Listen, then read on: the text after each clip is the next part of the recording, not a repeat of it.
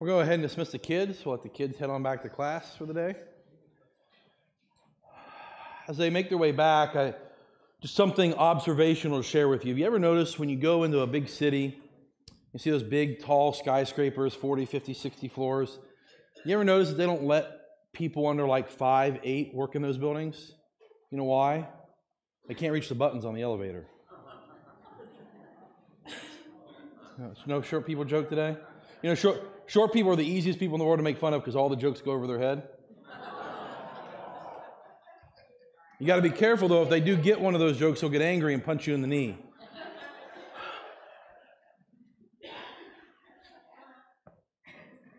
So we're going to follow the story of Zacchaeus today in Luke chapter 19, if you want to turn there. Luke chapter 19. And I start with some really bad short person jokes for this reason. The average person, when they hear the name Zacchaeus, the very first thing they think of is, oh yeah, he was a short guy, right? He was a wee little man. For some of you, if we ever did like a Bible drama, that's who you'd be cast as. You'd be Zacchaeus, which is okay because I'd be in the Jonah and the whale story and not as Jonah.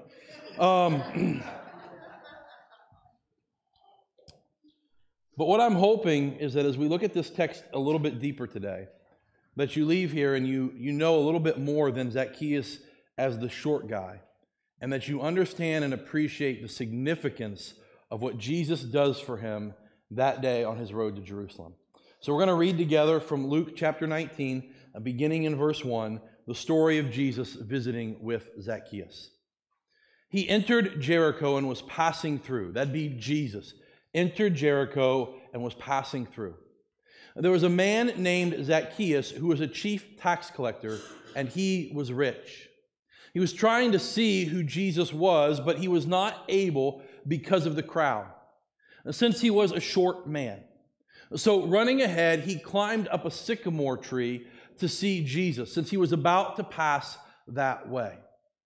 When Jesus came to the place, he looked up and said to him, Zacchaeus, hurry and come down, because today I must stay at your house. So he quickly came down and welcomed him joyfully. And all who saw it began to complain, he's gone to lodge with a sinful man. But Zacchaeus stood there and said to the Lord, look, I'll give half of my possessions to the poor, Lord. And if anyone I've extorted anything from, anyone, I'll pay back 4 times as much. Today, salvation has come to this house, Jesus told him, because he too is a son of Abraham. For the Son of Man has come to seek and to save the lost.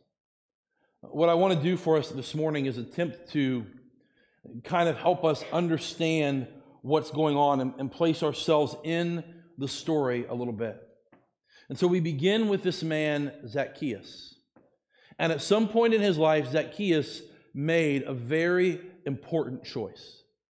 He chose prosperity and wealth, security and importance, over things like acceptance and friendship and religious diligence.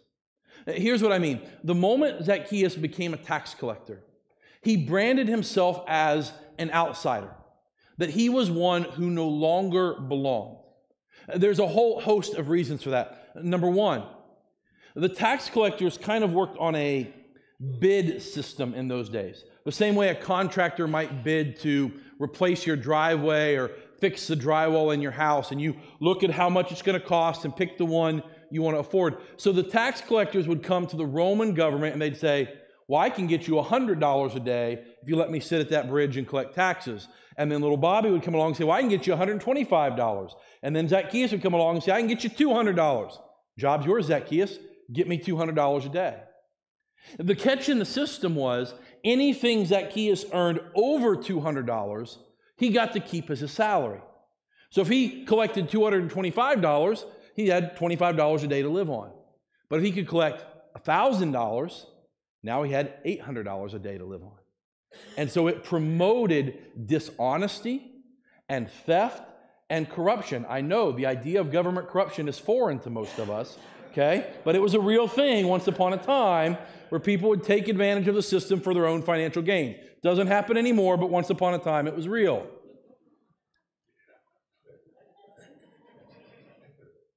And so anyone who was a tax collector was automatically marked as a sinner, as corrupt, as a thief. Add to that who they were collecting taxes for. Most of the people living in Judea at this time were faithful, devout Jews who believed that the Roman occupation was oppressive and needed to be gotten rid of. There were a few, like the Herodians, who thought that the Roman stability and the security that came with it were good for Israel, but most of them wanted the Romans gone.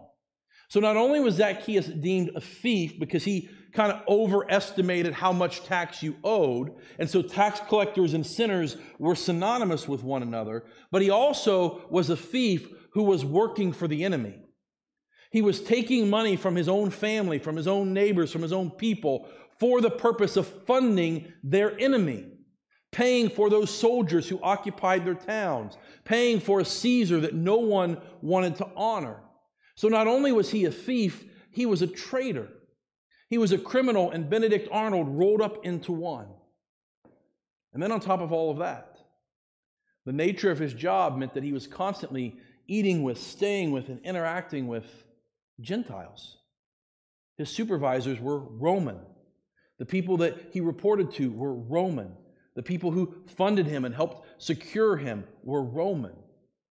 And so he was not only a thief and not only a traitor, he was also constantly unclean because he spent so much time with these Gentile people. And when Zacchaeus made the choice to become a tax collector, whenever that was in his life, he made a conscious choice to leave behind the acceptance and the love of the Jewish community and exchange it for the security and financial prosperity of working for the Roman Empire. He would not have had many friends. The ones he did have, he probably purchased. It's a good chance that members of his family would not speak to him anymore. He was not liked. Thief, traitor, unclean. On the flip side, he'd done really, really well for himself.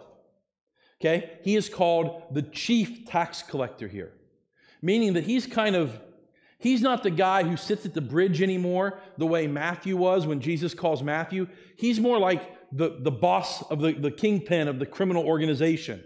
Okay? He sits in the office and he has all of these little minions who go out and do things for him, and they report and they bring money back to him. He's moved into this position of authority. He's a government official with significant power in Jericho, one of the 3 or 4 most important cities in Judea at the time. In fact, some scholars would tell you that he holds probably the second most prosperous position for a tax collector in all of ancient Judea, Capernaum being the only city that would have had more goods pass through it that could be taxed. To be the chief tax collector of Jericho is one of the prime positions. So much so that Luke thinks it's important that he tells you Zacchaeus was rich. Like rich. Like enough to give half of his possessions away and still have money left over to pay back people 4 times what he stole from them. That giving half his possessions away didn't even place a dent in what he was able to do for these other people. He was rich. And so the trade-off had worked. He had acquired power, acquired prestige, acquired wealth, and acquired the scorn and disdain of his friends and family. And in the midst of that, he recognizes that something must be missing. It's the only explanation for what happens next. Why, if he was content and happy with how things were going, is it so urgent that he meets Jesus? And the answer is, he's not content with where things are. He's not satisfied with what he has. As so many have found through the years after him, you can win the world. You can build the biggest business and the biggest bank account and have the most success, and it does not satisfy that emptiness deep inside. I can show you video after video of celebrities and athletes and billionaires who've accomplished everything they set out to, and they still feel this nagging sense like there's got to be more than this, right? And so we picture Zacchaeus in this moment, hearing that Jesus is coming through town, the one who calls himself the living water, who says, if you come and take what I have to offer, you'll never be thirsty again. the one who calls himself the bread of life. Come and partake of what I have to offer, and you'll never be hungry again. The one who already has a tax collector as a disciple. He already has a tax collector following, and suddenly Zacchaeus, this wealthy, successful outcast, wonders, does Jesus maybe have something for me too? Would he maybe offer me what he's given to them? Could he somehow satisfy what's in here that no one else has been able to? And so he decides he's going to see Jesus. There's a problem, of course. Zacchaeus is short, and there's a large crowd. Those two things mean that he can't actually see the road. The way this story is told in Luke's gospel, what's happening in Jericho is a predecessor to the triumphal entry. The very next story after this account, Jesus is going to tell a parable to the crowd, and then they're going to go to the triumphal entry. And so you know the picture you have of the triumphal entry of the crowds gathered on the sides of the road and waving palm branches and pressing in as Jesus comes through the city. That's the same image here in Jericho. That Jesus is coming through the city and the crowds have grown so large that they're on both sides of him. And if you're not up front, you can't see him. And Zacchaeus is not tall enough to stand in the back and see over the crowd. For what it's worth, the average height of an ancient Hebrew is between 5'2" and 5'3". So for Luke to identify Zacchaeus as short, he's probably like 4'10". Okay? Some of you are like, well, I wouldn't play Zacchaeus. I'm taller than that by half an inch.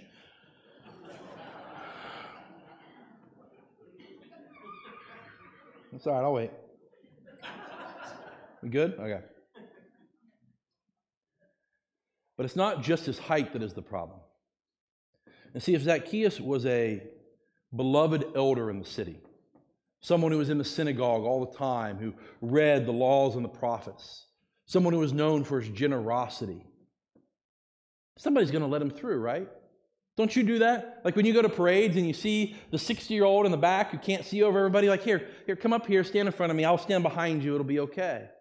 When you see someone that's having a hard time, if it's a well-respected member of the community, somebody with friends, somebody with companions, you make way for them, right? Let the short guy up front. You got to be in the front row of all the pictures. You got to be in the front row of the parade. We understand us big people will stand in the back. That's the arrangement we have. That's the social contract.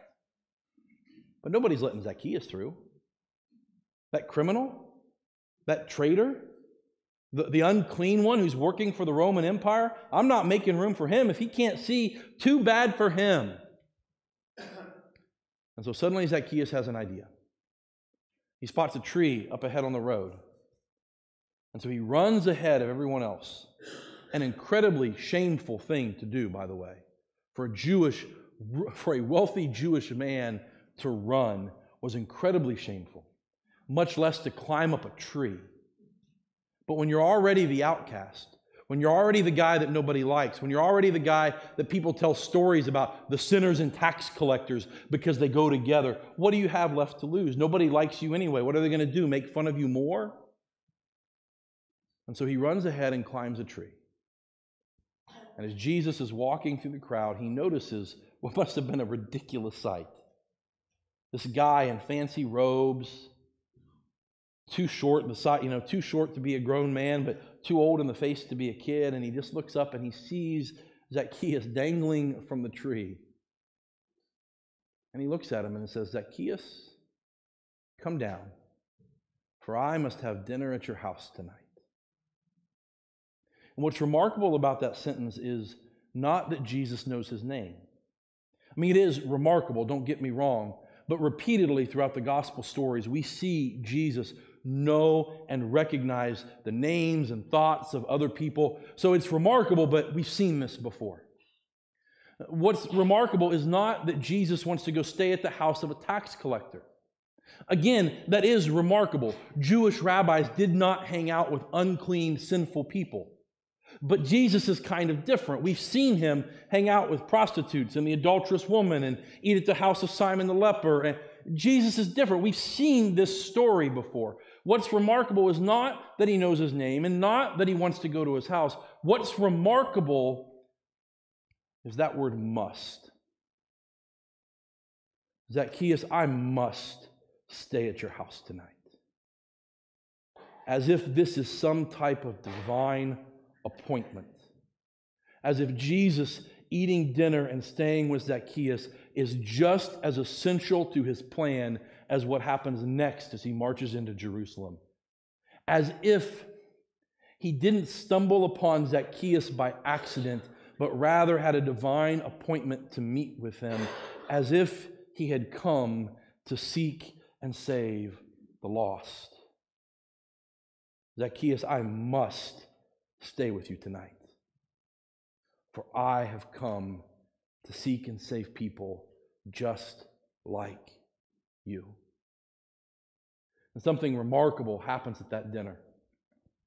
I don't know if it was a conversation. I don't know if Zacchaeus was prepped because he'd heard Jesus preach before. I don't know if rumors of the rich young ruler had trickled into Jericho. But something remarkable happens at that dinner that causes this man, who at one point in his life had exchanged righteousness for wealth, had exchanged his Jewish identity and community for prosperity and success in the Roman Empire, to stand up and say, I'm giving away half of what I owe. And anybody that I cheated, and again, he's a chief tax collector, that list is long. Anyone that I've cheated, I will pay back 4 times what I took from them. Jesus changed Zacchaeus' heart. And it's worth noting that in the Gospel of Luke, the story of the rich young ruler that Drew shared last week and the story of Zacchaeus are placed in back-to-back stories. You're meant to see them, or back-to-back chapters, rather. You're meant to read them in stereo. Because on the one hand, we have a rich young ruler who has done all the right things. He kept all the commandments. He honored his parents. He didn't commit adultery. He was deemed by the community as being clean and righteous. He kept the law since birth, he says. And yet when he met Jesus, he goes away sad because he loves his money more than he loves Jesus. And then we meet Zacchaeus. We don't know if he was young, but we know he was rich, and we know he was a ruler, the chief tax collector after all. And his whole life is spent being unclean, chasing the wrong things. No one would have called him righteous. And yet he gets to rejoice because when he met Jesus, he discovered that he loved Jesus more than he loved his money. And those two speak volumes to us, that whether you are in the in crowd or the out crowd, whether you are the well-respected rich young ruler or the outcast Zacchaeus, the question that matters is, what are you going to do when you meet Jesus? Do you love him enough to follow him above all things or not? Because of Zacchaeus' change of heart, Jesus utters those words that we began with. Today, salvation has come to this house. But I want to focus for just a minute on the second half of that verse. It says, because he too is a son of Abraham. Jesus here is making reference to the promises that had been made to Abraham thousands of years earlier. That through Abraham, the whole world would be blessed. That God would make a covenant with Abraham's descendants, that they would be his people and he would be their God. And so he's saying this. You might have decided Zacchaeus was an outcast. You might have decided he's not good enough or clean enough or holy enough or righteous enough. But I'm telling you, I came for people like him too. He too is a son of Abraham. When I say that I came to seek and save the lost, that applies even to tax collectors. That applies even to thieves. That applies even to traitors. That applies even to Zacchaeus. And I want you to hear the gospel in that sentence, because what that means is when Jesus says, I have come to seek and save the lost, that means even you and even me, even gossips, even people with sexual sin in their life, even addicts, even those who've been broken, even those who've been rejected, even those who don't feel like they fit in, even those who feel like they're not good enough, even those who've been liars, even those who struggle with greed, even you, and even me. In fact, Paul would pick up on this idea when he writes his letters and point out that all who believe in Jesus Christ have become sons of Abraham through faith, so that Jesus might look at you and say, salvation has come to you because you too are a son of Abraham. You see, the good news of Easter is that through Jesus Christ, there are no more outcasts. No more outsiders. No more, these are the good people who get in and these are the bad people that we lock out. The Son of Man came to seek and save the lost. Even people like Zacchaeus. Even people like me. Even people like you. Do you remember the movie Little Rascals? Yeah, some of you. Some of you are picturing the one that came out about 20 years ago, and some of you are picturing the stuff that's about 40 years old, and that says more about how old you are than the quality of either one of those.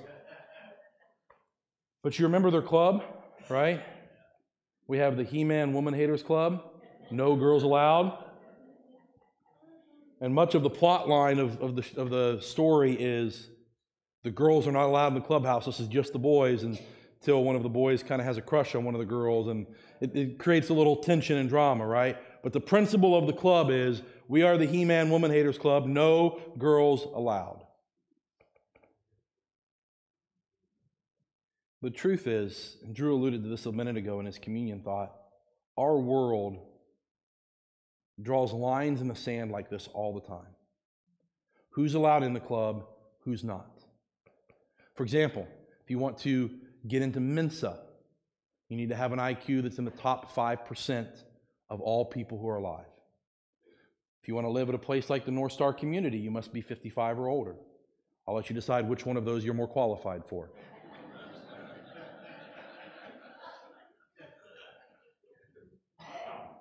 Some of you both, some of us neither. But